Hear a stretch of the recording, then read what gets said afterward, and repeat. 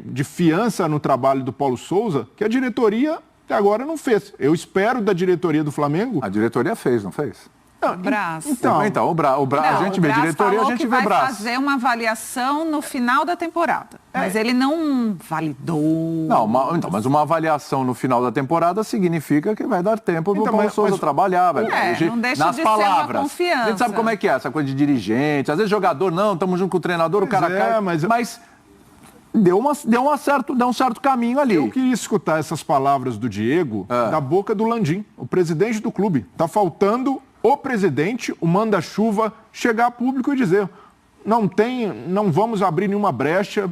Jorge Jesus, que nada, o nosso treinador... Você está precisando nesse momento? Então, o que está acontecendo no Flamengo? Nada, o Flamengo, tudo bem, altos, não foi tão bem, mas ganhou. Libertadores está com 100%, Campeonato Brasileiro está ali ok e tal, começo. Precisa se uma manifestação do estamos com o Paulo Souza? O Paulo Souza... Não ia fazer um barulho num momento que talvez não precisa? Não, o Paulo Souza, há 3, 4 jogos, era questionado, já se falava... Ele foi questionado ali no campeonato Carioca, onde ele fez experiências, aí ele perdeu para o Fluminense, né, foi pesado e tal. E depois, quando começou o Brasileiro e a Libertadores, a gente mesmo aqui no programa foi vendo evolução, algumas coisas que ele até voltou atrás e melhorou e tal, alguma adaptação. E teve a derrota para o Atlético Paranaense. Na Libertadores tem 3 vitórias, né? 3 vitórias, isso, 9 pontos. Sim. E no Campeonato Brasileiro está ali 5 pontos. William, e tal, mas...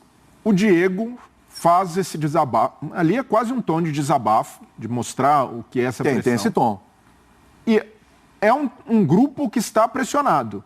Sim. E nesse momento, a diretoria precisa entender, ter esse feeling de saber que por mais que os resultados estejam sustentando, falta esse aval público para mostrar que o Paulo Souza é o técnico. Quem gosta, ótimo, continua com fechados com o Paulo Souza. Quem não gosta vai ter de aturar. E é isso, até para tirar o peso dos jogadores, para o jogador não ter de vir a público e falar: olha, o Paulo Souza, gente, o trabalho é bom, vocês não estão vendo?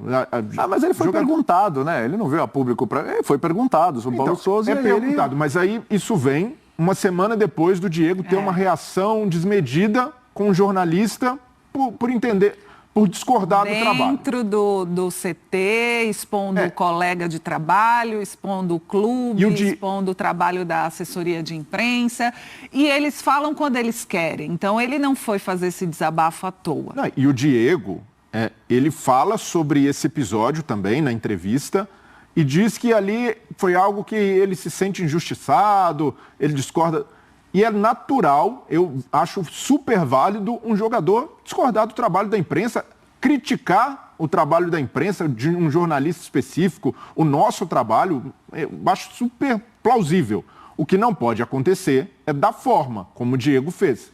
Ali, de fato, não há justificativa para isso. E o Diego falha ao não reconhecer o erro da forma como cobrou. Se ele quisesse criticar nas redes sociais, ou até mesmo numa entrevista. O Diego tem o palanque à disposição, ele pode dar uma entrevista fora do Flamengo, lá dentro, em coletiva, criticar a imprensa, o profissional, era um direito dele. Tanto que ele foi ao Flow. Mas ele falou sobre isso. Daquela maneira, como uma exposição desnecessária, ele fala sobre o clima de ódio que existe no futebol. Ao expor um profissional de imprensa daquela forma, ele alimenta isso. Diego contribui para esse ciclo vicioso. Então, faltou esse meia-culpa, esse reconhecimento de que a atitude dele não foi certa, mas que criticar a imprensa é do jogo. Isso aí que o Diego faça em qualquer plataforma que ele tiver. Não daquele jeito, expondo, filmando um profissional. Exato. Como se fosse um criminoso. Ele fala sobre manipulação.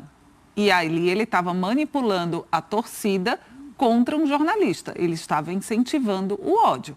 Você pode discordar, mas a forma que você discorda diz muito sobre o seu comportamento. Você não pode ficar julgando e criticando o outro, coleguinha, quando o seu comportamento não é legal também, né? É esse o ponto.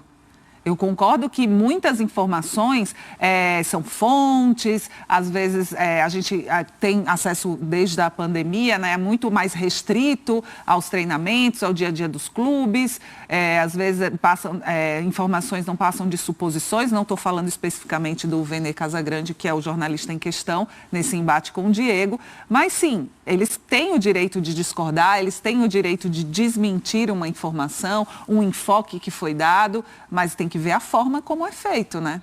Verdade. Da mesma forma que a gente tem que ter a responsabilidade para passar a informação, o jogador também, a pessoa tem que ter a responsabilidade de saber nesse meio de redes sociais, de ódio que a gente vive, de como essa desmentir vai ser feito, né? Porque pode ser um incentivo à violência também. Mas o que me passou a impressão da entrevista do Diego é de mostrar a pressão que eles sofrem, de mostrar que há um grupo muito pressionado, um grupo que é vencedor, e ele destaca isso. Pô, se a gente venceu, a gente continua com gana.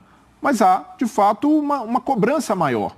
E até por isso, eu vejo que é o momento certo do presidente Landim se pronunciar. O Pedro, recentemente, deixou meio em aberto. Vamos ver no meio do ano. Né? Então, a gente percebe que não é só o treinador, é o grupo inteiro do Flamengo que está pressionado. Então, faria bem a diretoria, nesse momento, dar aquela... Não, agora é com a gente. Deixa aqui, a gente vai dar uma blindada nos jogadores, no técnico. Agora é a hora, a gente vai assumir algumas broncas. Então,